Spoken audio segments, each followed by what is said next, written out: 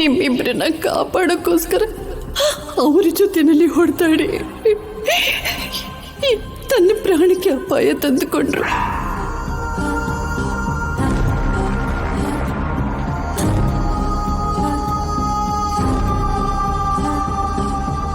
ನಿಮ್ಮ ಮಾವ ಹೇಗಿದ್ದಾರೆ ಶೌರ್ಯ? ಇನ್ನೂ ಪ್ರಜ್ಞೆ ಬಂದಿಲ್ಲಪ್ಪ. ಆದಷ್ಟು ಬೇಗ ಹುಷಾರಾಗ್ಬೋದು ಅಂತ ಹೇಳಿದ್ದಾರೆ ಡಾಕ್ಟ್ರು. ಮತ್ತೆ ರಾಜಲಕ್ಷ್ಮಿ ಹೇಗಿದ್ದಾಳೆ?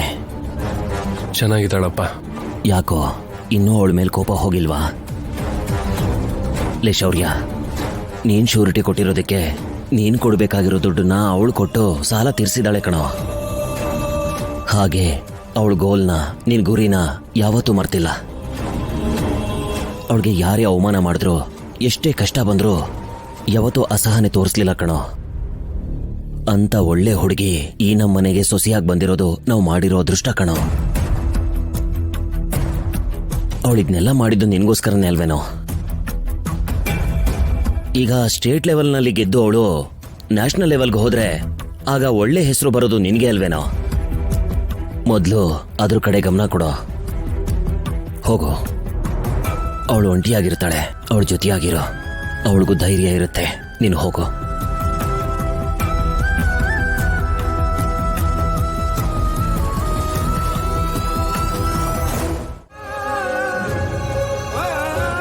ಸೀನು ಬ್ರೋ, ಡಾಕ್ಟರ್ ಏನಂತ ಅಂದ್ರು?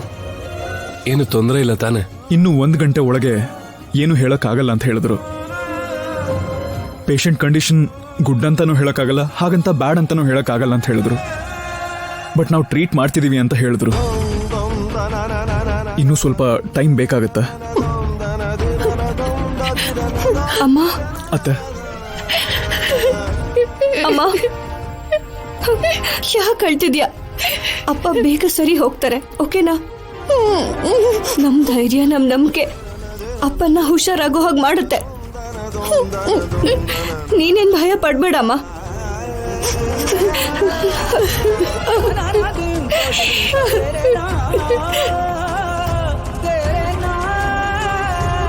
ಇಂಥ ಪರಿಸ್ಥಿತಿಲಿ ನಾನು ಏನ್ ಹೇಳ್ಬೇಕು, ಏನ್ ಮಾಡ್ಬೇಕು ಒಂದು ಗೊತ್ತಾಗ್ತಿಲ್ಲ. ಯಾವ್ದ್ರ ಬಗ್ಗೆ ಬ್ರೋ? ಶೌರ್ಯ ಹೇಳು, ಪರವಾಗಿಲ್ಲ. ನನ್ ರಾಜಿ ನಾನ್ ಬ್ಯಾಂಕಿಗೆ ಕಟ್ಬೇಕಾಗಿರೋ ದುಡ್ಡನ್ನೆಲ್ಲ ಅವಳೇ ಕಟ್ಟಿ ನನ್ ಮರ್ಯಾದೆ ಉಳಿಸಿದ್ಲು.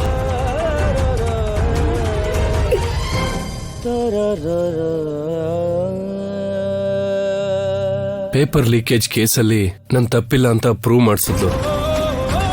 ಇವಾಗ ಸ್ಟೇಟ್ ಲೆವೆಲ್ ಟೀಮಿಗೆ ಸೆಲೆಕ್ಟ್ ಆಗಿದ್ದಾಳೆ.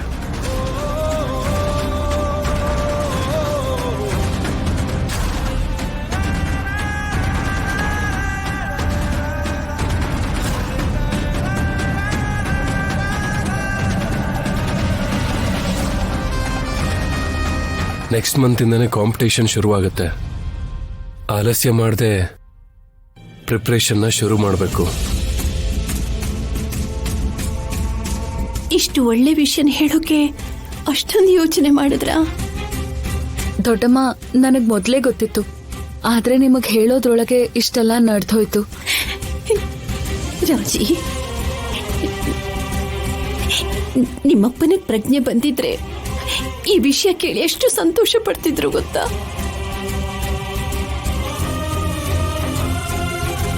ಅಡಿ ಅಂದ್ರೆ ನನಗೆ ತುಂಬಾ ಹೆಮ್ಮೆ ಅನ್ನಿಸ್ತಿದೆ.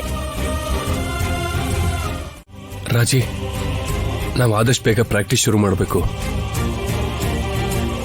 ಈಗ ಆ ಆಟದಲ್ಲಿ ನನಗೆ ಪ್ಲೇಸೇ ಇಲ್ಲ ಅಂತ ಗೊತ್ತಾದ್ರೆ ನನ್ನ ಪರಿಸ್ಥಿತಿ ಏನು? ಅಪ್ಪ ಹುಷಾರಾದ್ಮೇಲೆ ಪ್ರಾಕ್ಟೀಸ್ ಶುರು ಮಾಡೋಣ ಸರ್. ಈ ಪರಿಸ್ಥಿತಿಲಿ ಪ್ರಾಕ್ಟೀಸ್ ಮಾಡಕ್ಕಾಗಲ್ಲ. ರಾಜಿ, ನಮ್ಗೆ ಅಷ್ಟೊಂದು ಟೈಮ್ ಇಲ್ಲ. ಮಾವನ್ ಪರಿಸ್ಥಿತಿ ನನ್ಗೆ ಅರ್ಥ ಆಗುತ್ತೆ, ಆದ್ರೆ ಮಾವಂಗೇನು ಆಗಲ್ಲ. ಪ್ರಾಕ್ಟೀಸ್ ಮಾಡ್ಬೇಕು ರಾಜಿ. ಮಾಡ್ಬೇಕು ರಾಜಿ. ನಾಳೆ ದೊಡ್ಡಪ್ಪ ಹುಷಾರಾದ್ಮೇಲೆ ನಿನ್ ಸಕ್ಸಸ್ ನೋಡಿ ಹ್ಯಾಪಿ ಆಗ್ಬೇಕು ಅಂದ್ರೆ ನೀನೀಗ ಹೋಗಿ ಪ್ರಾಕ್ಟೀಸ್ ಮಾಡ್ಬೇಕು. ಹೌದು ರಾಜಿ, ಮಾವನ್ ನೋಡ್ಕೊಳ್ಳೋದಕ್ಕೆ ನಾವೆಲ್ಲರೂ ಇದೀವಲ್ವಾ?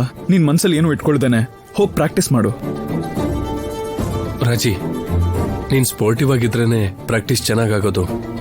ಸ್ಪೋರ್ಟ್ಸ್ ಅಂದ್ರೆ ಎಲ್ಲ ಎಮೋಷನ್ ಕಂಟ್ರೋಲ್ ಮಾಡ್ಕೋಬೇಕು. ರಾಜಿ, ನಿನ್ ಗೋಲ್ ಹಾಕಿಯಲ್ಲಿ ಗೆಲ್ಲೋದು. ಅದನ್ನ ದೊಡ್ಡಪ್ಪನ್ಗೋಸ್ಕರ ನೀನ್ ಬಿಟ್ಕೊಟ್ಟೆ ಅನ್ನೋ ನೋವು ನಾಳೆ ಅವ್ರಿಗೆ ಬರಬಾರ್ದು. ನೀವೆಷ್ಟೇ ಹೇಳಿದ್ರು ಅಪ್ಪನ್ನ ಬಿಟ್ಟು ನನಗ್ ಹೋಗಕ್ಕಾಗಲ್ಲ. ಅಮ್ಮ ರಾಜಿ, ನೀನು ಹೋಗ್ಲಿಲ್ಲ ಅಂದ್ರೆ ನಿಜವಾಗ್ಲೂ ನಿಮ್ಮಪ್ಪ ತುಂಬಾ ಬೇಜಾರು ಮಾಡ್ಕೊಳ್ತಾರೆ. ನಾನು ಹೋದ್ರೂ ಆಡಕ್ಕಾಗಲ್ಲ ಅಮ್ಮ. ಹೋಗು ರಾಜಿ, ಮಾವ ಕಣ್ ತೆಗಿಯೋಷ್ಟ್ರಲ್ಲಿ ನೀನು ಕಪ್ ಹಿಡ್ಕೊಂಡು ವಾಪಸ್ ಬರಬೇಕು. ನೀನು ಗ್ರೇಟ್ ಹಾಕಿ ಪ್ಲೇಯರ್ ಅಂತ ಎಲ್ರಿಗೂ ಹೇಳ್ಕೋಬೇಕು. ರಾಜಿ, ಮಾವಂಗ್ ಏನೂ ಆಗಲ್ಲ, ಖಂಡಿತ ಅವರು ಹುಷಾರಾಗ್ತಾರೆ. ಹೋಗೋಣ ಬಾ ರಾಜಿ. ರಾಜಿ, ನಮ್ಗೀಗ ಪ್ರತಿ ಕ್ಷಣನೂ ತುಂಬಾ ಮುಖ್ಯ. ಈ ಮ್ಯಾಚ್ ಅಲ್ಲಿ ನಮ್ ಟೀಮ್ ಗೆಲ್ಬೇಕು ರಾಜಿ. ನೆಕ್ಸ್ಟ್ ನ್ಯಾಷನಲ್ಸಿಗೆ ಹೋಗ್ಬೇಕು.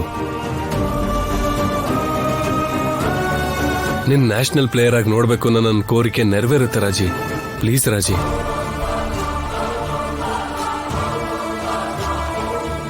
ನಮ್ಮ ಆಶೀರ್ವಾದ ನಿನ್ ಮೇಲೆ ಯಾವಾಗ್ಲೂ ಇರುತ್ತೆ ರಾಜಿ. ರಾಜಿ, ಇಷ್ಟೊಂದ್ ಜನ ಹೇಳ್ತಿದಾರಲ್ವಾ, ಬೇಕು ಅಂದ್ರೆ ಮಾವನ್ ಕಂಡೀಷನ್ ನಾವು ಫೋನ್ ಮಾಡಿ ಕೂಡ ತಿಳ್ಕೊಬೋದಲ್ವಾ? ಹಾಗೇನೆ ನಾವು ವಿಡಿಯೋ ಕಾಲ್ ಬೇಕಾದ್ರೂ ಮಾಡ್ಬೋದು, ಇಲ್ಲಾಂದ್ರೆ ಇಲ್ಲಿಗೆ ಬರೋಣ.